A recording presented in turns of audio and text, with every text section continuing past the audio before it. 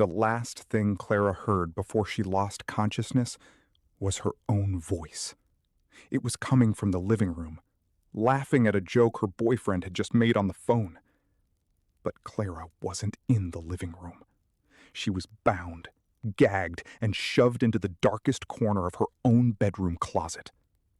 What investigators would later piece together was this. Clara was a creature of habit. Every morning at 5:30 a.m., she woke up, fed her black Labrador, Archie, and sat at her desk to work. She always kept her coffee cup on the exact right corner of her desk pad. I like things where they belong. It keeps the anxiety away. It was the kind of routine nobody thought twice about. Until she bought the jacket. It was a dark gray sports jacket from a charity shop down the street. It smelled faintly of old cedar. Clara didn't usually buy secondhand clothes, but it fit perfectly. She hung it on the back of her bedroom door. That Tuesday looked exactly like every other Tuesday, except for the cup. Clara walked into her office. The coffee cup was on the left side of the desk pad. I must have moved it without thinking. She told herself it was nothing, the kind of thing you explain away at the time. Then came the file. She opened her laptop. Sitting dead center on her desktop was an executable file she hadn't downloaded. It was labeled barelybreathing.exe. Just spam. A virus from that recipe site. She dragged it to the trash bin. She emptied the bin. She mentioned it to no one. But the wrongness began to accumulate. Archie started barking at the bedroom closet. Not a playful bark. A deep, guttural sound, his hackles raised. Stop it, Archie. There's nothing in there. Clara opened the closet to show him.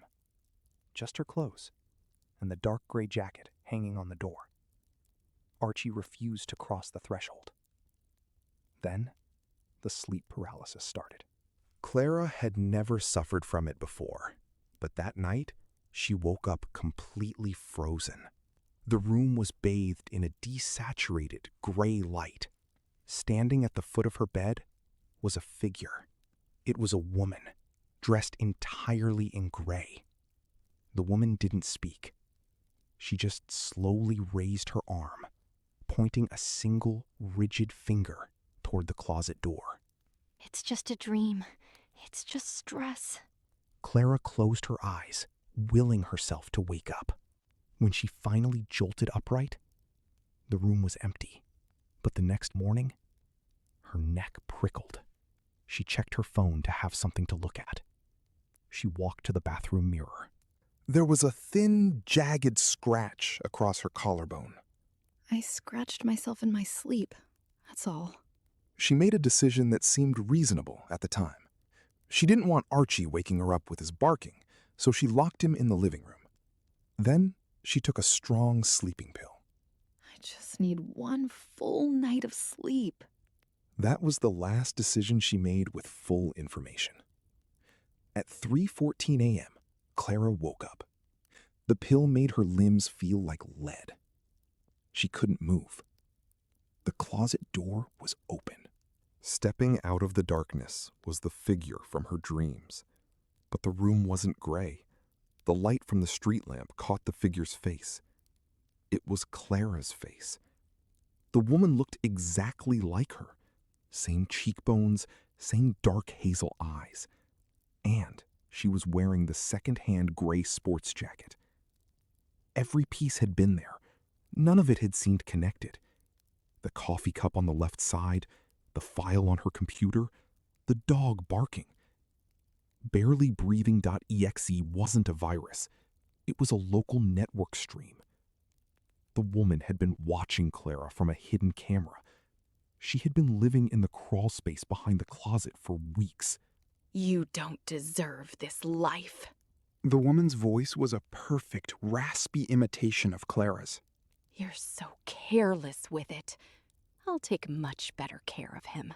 Clara tried to scream, but a gloved hand clamped over her mouth.